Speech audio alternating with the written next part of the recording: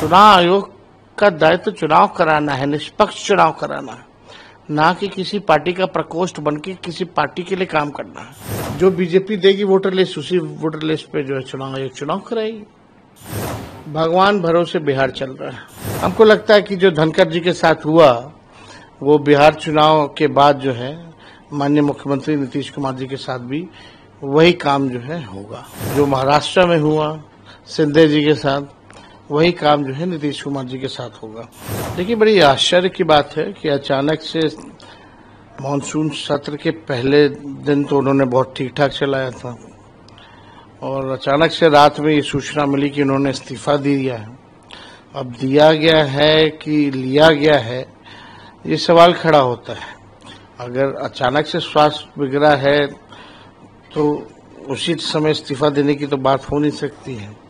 और पहले भी आप देखिएगा कि अगर स्वास्थ्य ठीक नहीं था तो सत्र पहले चालू होने से पहले भी वो दे सकते थे इस्तीफा। हालांकि ये चर्चाएं हैं और लोगों की जहन में भी है कि इस्तीफा जो है लिया गया। अब क्या कारण है क्या नहीं कारण है ये तो वही बेहतर बता सकते हैं, लेकिन हमने तो कल पूरा उनका देखा, वो तो स्वस्थ लग रहे थे और पूरा हाउस उन्होंने चलाया है। अगर ऐसी कोई बात आती तो वो सदन में भी रख सकते थे।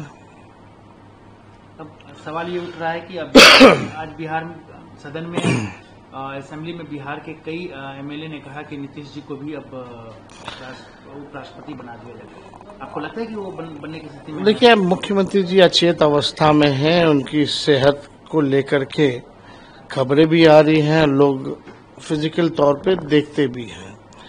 अगर धनखड़ जी इस्तीफा दे सकते हैं तो लोग अब ये सवाल खड़ा कर रहे हैं, तो बीजेपी जो है आखिर क्या मजबूरी है कि नीतीश कुमार जी को भी अगला मुख्यमंत्री का चेहरा जो है चुनाव तक ही, नेतृत्व तक ही बनाएंगे। हमको लगता है कि जो धनखड़ जी के साथ हुआ वो बिहार चुनाव के बाद जो है माननीय मुख्यमंत्री नीतीश कुमार जी के साथ भी वही काम जो है होगा। जो महाराष्ट्र में हुआ शिंदे जी के साथ, वही काम जो है नीतीश कुमार जी के साथ होगा, क्योंकि अमित शाह जी ने स्पष्ट कर दिया है कि चुनाव तक ही उनका नेतृत्व है। चुनाव के बाद समय बताएगा कि बिहार का मुख्यमंत्री कौन होगा। तो आप कहना चाहते हैं कि अगले धनखड़ बन जाएंगे नीतीश कुमार? ये बात तो सब लोग पहले से कह रहे हैं और हम नहीं कह रहे, अब तो अमित शाह जी ने कह दिया है। उनके आर्टिकल भी हम लोगों ने देखे हैं, उनके बयान को भी देखा है। उनका यही कहना है कि समय बताएगा कि कौन बिहार का मुख्यमंत्री होगा। अभी फिलहाल उनके नेतृत्व में रहेंगे। तो जब बीजेपी के लोगों ने ही, अमित शाह जी ने स्पष्ट कर दिया है, तो आजकल तो सब सेंट्रलाइज हो रखा है। दो लोग जो चाहते हैं वही होता है।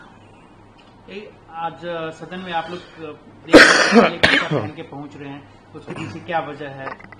देखिए, काले कुर्ते का मतलब ये है कि हम लोग जो है प्रोटेस्ट कर रहे हैं और लोकतंत्र की जननी बिहार है और वहीं से लोकतंत्र को खत्म करने का प्रयास कर रही है चुनाव आयोग बीजेपी के इशारे पे।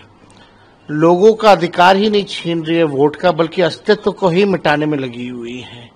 और हम लोग बिहार विधानसभा, क्योंकि बिहार का लोकतंत्र का मंदिर सबसे बड़ा है, वहां हम चाहते हैं कि इस इशू पे, एसआईआर के इशू पे चर्चा हो। लेकिन सरकार के लोग जो हैं भाग रहे हैं। आखिर क्या कारण है कि सरकार के लोग जो है एसआईआर पे चर्चा करने से भाग रहे हैं? सुप्रीम कोर्ट ने भी फटकार लगाई, इलेक्शन कमीशन को सलाह दिया, लेकिन इलेक्शन कमीशन अब तक जो है प्रेस कॉन्फ्रेंस उनके कमिश्नर अब तक जो है नहीं किए हैं। आखिर क्या कारण है? डर किस बात का है? छुप के क्यों आप ये काम कर रहे हैं?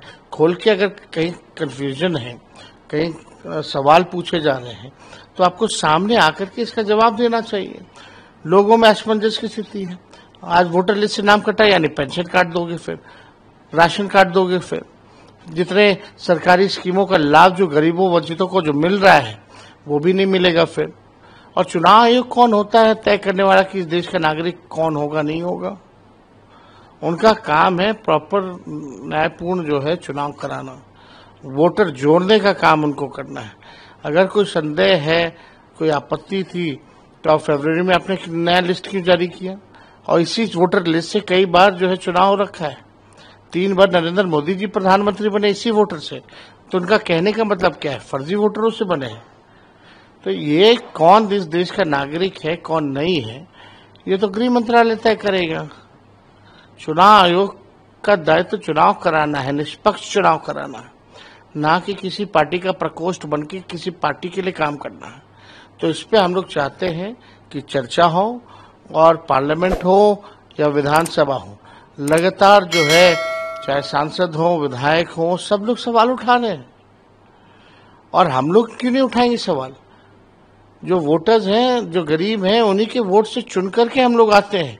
अगर उनके अधिकार को आप छीनिएगा तो हम लोग कैसे चुप बैठ सकते हैं? तो एकदम इस पे चर्चा होनी चाहिए, गंभीर चर्चा होनी चाहिए। बड़ा ड्राइव चल रहा है, 8 करोड़ मतदाताओं का सवाल है, किसी एक वोटर का भी अगर कटता है तो ये अपराध है। और कानूनी संविधान में है कि भाई 18 साल के होने पर आप वोटर रहे देश के, आप ये नहीं छीन सकते।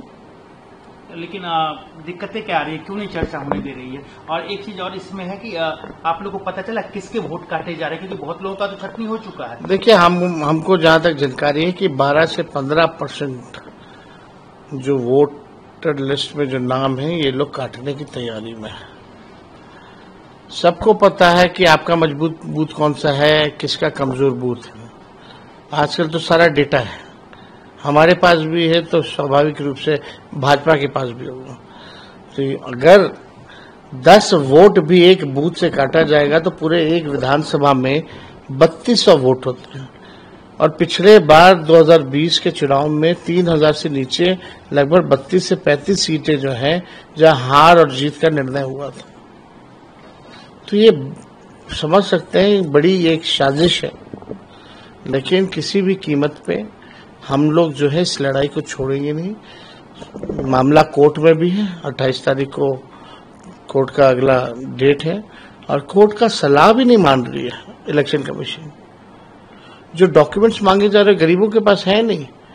आपने कई एक वीडियो देखे हुए, कई एक जो निष्पक्ष जर्नलिस्ट है प्रूफ के साथ, बीएलओ जो है खुद ही अंगूठा मार रहे हैं, खुद ही साइन करके अपलोड कर, लोगों को पता ही नहीं।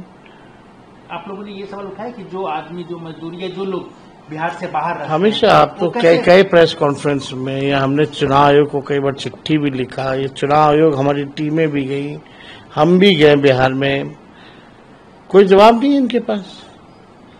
4.5 करोड़ बिहार के लोग जो है तकरीबन जो है बाहर रहते हैं, बड़ी संख्या है। तो कहीं ना कहीं, और ये काम जो पिछले बार एसआईआर हुआ था 2003 में, 1 से 2 साल लगे थे। अभी कैसे अब आप जो है 25 दिन के अंदर पूरा प्रक्रिया जो है पूर्ण कर लीजिएगा। हम लोग भी जाति आधारित गणना कराए थे तो 9 से 10 महीने लगे थे, उसमें कोई डॉक्यूमेंट की जरूरत नहीं थी। कहीं जगह तो लोग गए ही नहीं है। कितना बड़ा फर्जीवाड़ा चल रहा है केवल टारगेट पूरा करने के लिए, बहुत ही शर्मनाक बात है ये। तब तो चुनाव में इसी से जीत और हार लिपापोती कर रही है, आई वॉश है। अब तो ऐसा लग रहा है ये आई वॉश है, जो बीजेपी देगी वोटर लिस्ट, उसी वोटर लिस्ट पे जो है चुनाव आयोग चुनाव कराएगी। एक और सवाल, बिहार में जिस तरीके से कानून व्यवस्था की हाल है, रोज आए दिन 4-5 मर्डर हो रहे हैं, आज भी हुए हैं, तो कैसे देख रहे हैं इन चीजों को? भगवान भरोसे बिहार चल रहा है। अब सरकार और पुलिस ने पल्ला झाड़ रहा है कि हम आपकी सुरक्षा की जिम्मेवारी नहीं ले सकते। कई पुलिस अधिकारियों ने भी ये बयान बेतुका दिए हैं, कई सरकार में बैठे लोग जो है बेतुका बयान देते हैं। लगातार अपराध हो रहा है, गोलियां चल रही हैं, कहीं सुनवाई नहीं, कहीं कार्रवाई नहीं, हाहाकार मचा है, लोग डरे और सहमे हैं बिहार के लोग। घर अब आपका सुरक्षित नहीं है, अस्पताल सुरक्षित नहीं है, आपका दुकान सुरक्षित नहीं है, सड़क सुरक्षित नहीं है, स्कूल कॉलेज सुरक्षित नहीं है। कहाँ गोलियां नहीं चल रही है? मेरे घर के बाहर अगर गोलियां चल रही है, जो आप समझ जाइए कि जो सबसे बिहार में सुरक्षित जगह है, अब तक अपराधी नहीं पकड़ा गया, तो आप समझ सकते हैं कि क्या स्थिति है बिहार की। मुख्यमंत्री अचेत अवस्था में, ना प्रधानमंत्री कुछ बोलते हैं, मीडिया से इंटरैक्ट करते हैं, ना हमारे मुख्यमंत्री इंटरैक्ट करते हैं। जवाबदेही किसी की होनी चाहिए ना। यहाँ जवाबदेही कोई लेने को तैयार नहीं, केवल अपनी कुर्सी की चिंता है, केवल भ्रष्टाचार, पैसा कमाने में लोग लगे हुए हैं, बिहार के खजाने को लूटने में लगे हुए हैं लोग। कल आपने कई ट्वीट किया कि एनडीए की बैठक में आपस में सब उलझ गए, आखिर क्यों, ऐसा क्यों हो रहा है गठबंधन में? वो तो सब लोगों को पता है, सार्वजनिक चीजें हैं, यहाँ ऐसा हो ही रहा है। तो एनडीए में सब कुछ ठीक थोड़ी है। एनडीए में बहुत तरह के, बीजेपी में कई गुट हैं। इन लोगों का तो केवल बिहार की चिंता नहीं, बिहार के लोगों की चिंता नहीं, ये लोग केवल अपनी अपनी चिंता में लगे हुए हैं। इनको कोई लेना देना नहीं बिहार के विकास और बिहारियों की तरक्की से। इनको बस अपनी तरक्की पसंद है और एक दूसरे को भ्रष्टाचारी कह रहे हैं। एक मंत्री दूसरे मंत्री को बोल रहे तुमने इतना लूट लिया, दूसरा मंत्री बोलते तुमने इतना लूट लिया। आप समझ सकते क्या स्थिति है।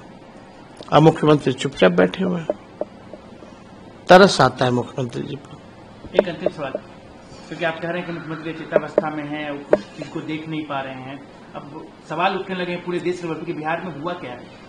एक सप्ताह के अंदर दो अधिकारी जो है वीआरएस दे रहे हैं, कह रहे हैं कि चुनाव लड़ेंगे। तो इससे पहले तो ऐसे तो हो नहीं रहते, जब अधिकारी ही चुनाव लड़ने में अगर चले जाएंगे सब, तो फिर प्रशासनिक अराजकता पूरी तरीके से है, अफसरशाही पूरे बिहार में है।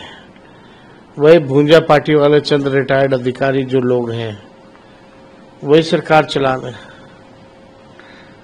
तो आप समझ सकते हैं सब जो है अपने अपने फेरा में लगा हुआ है। पोस्ट रिटायरमेंट कोई अपने लिए जगह देखना चाहता है, कोई कुछ देखना चाहता है, लेकिन बिहार की जनता बदहाल अवस्था में मारी मारी फिर रही है।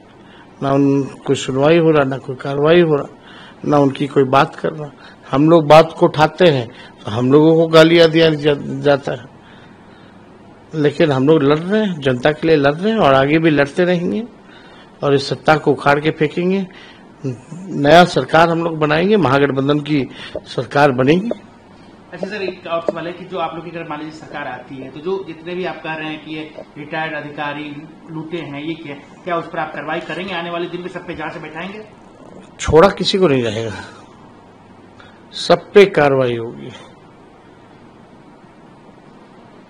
और ढंग से। अभी भी ईडी सीबीआई के पास एक केस है, अगर ढंग से अगर कार्रवाई करे किसी के बिना दबाव में आकर के, तो दूध का दूध पानी का पानी हो जाएगा।